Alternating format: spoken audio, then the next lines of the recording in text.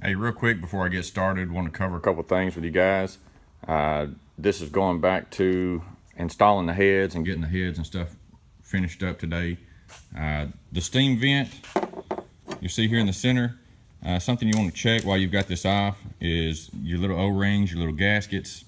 Make sure those aren't flattened out. You can see that one's still raised up pretty good there. Not going to be an issue. So those are only a few bucks for a pack of 4 of them.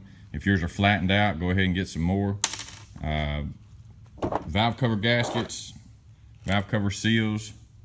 Mine are fairly new. I've got about an hour of runtime on the motor. Not really going to be concerned about those leaking or having a problem. Coil packs, cut and dry, you're just going to bolt those up. My push rods here, all of those are going back into the same hole that they came out of. I like to try to keep that stuff in order. If I do run into a problem later on or after I finish this up, I know none of this stuff here has been changed. Rocker arms, you want to make sure all your threads are good and clean. Nothing on those before you go back with those. All those will also be in the same spot that they come off, both sides.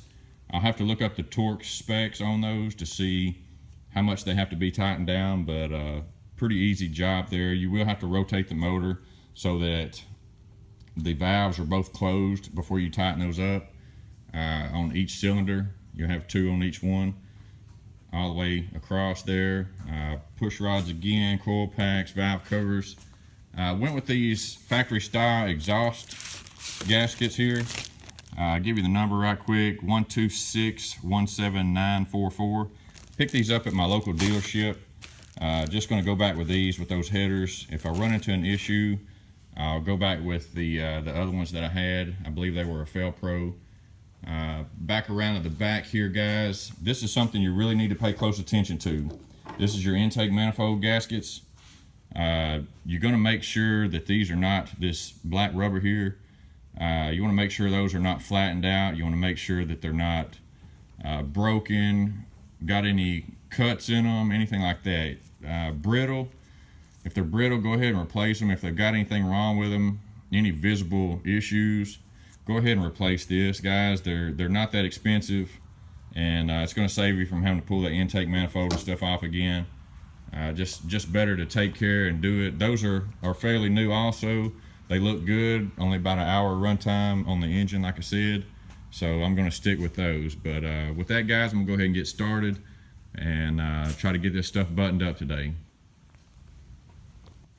All right, before I put my push rods in and put my rocker arms on, I'm going to go ahead and retorque the heads to 75 foot-pounds. The other day when I was over here putting the heads on, I did 40, 55, and 70. And now I'm going to go back through all of my big ones. I'm going to do 75, and then I'm just going to double check the small ones and put them at 22 foot-pounds, I believe is what it was. So go ahead and get started with that, speed it up, and then come back with the push rods.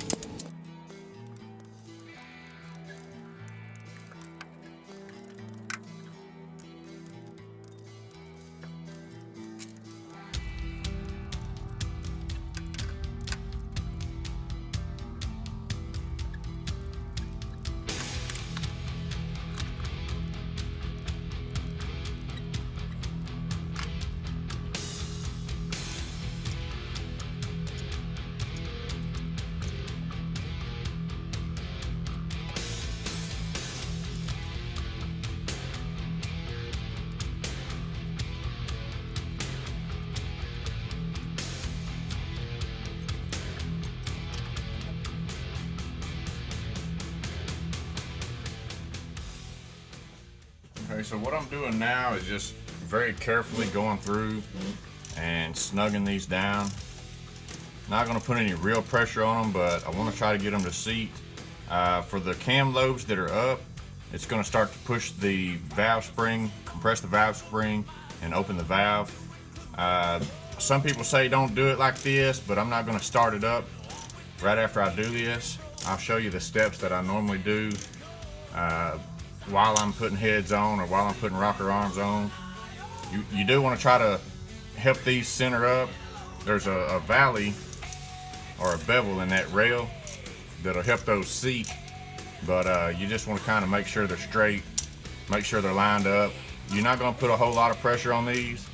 You're just going to take them down to where they're good and snug by hand, and we'll come back through and put a torque wrench on them after we turn the motor around and all that stuff. Turn the motor over and do that. We're going to turn the motor by hand too. You don't want to get in there and start cranking on the starter and all that junk. So finish this up, probably speed it up right quick, and then show you the process. Kind of go from there.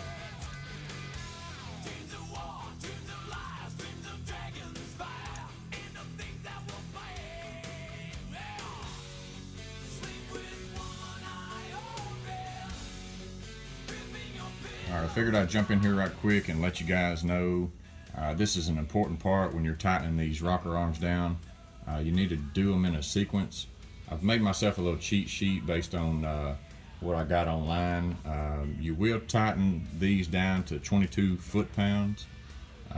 We'll go over all that, but I've spun my motor over 2 or 3 times, 2 or 3 revolutions, while these are just snug by hand.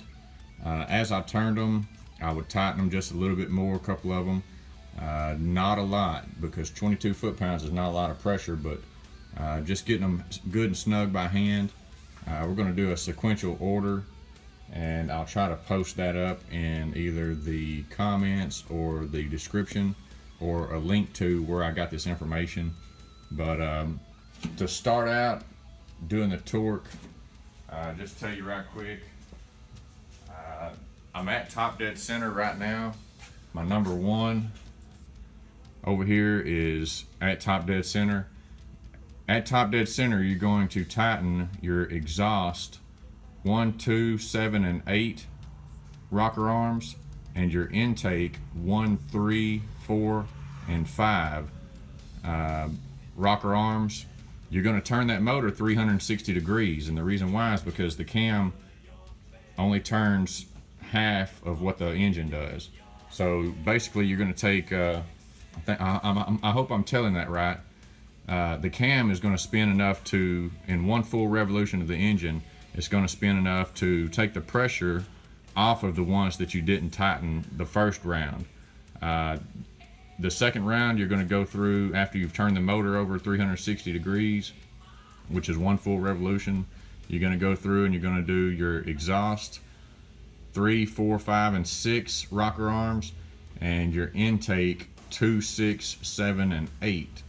And all your rocker arms then will be tight, and you won't have to hopefully worry about cam lobes and stuff like that. I've already gone through too with a hammer. After I snug those up, I just popped them a little bit. That one's got tension on it, but you just want to pop them just a little bit, make sure they're seated good, and kind of the same thing you do when you're installing valve springs and retainers. You just pop them right quick to make sure everything seats. I do that too when I'm installing the rocker arms, but I'll go to a quick video here of me tightening them down in sequence.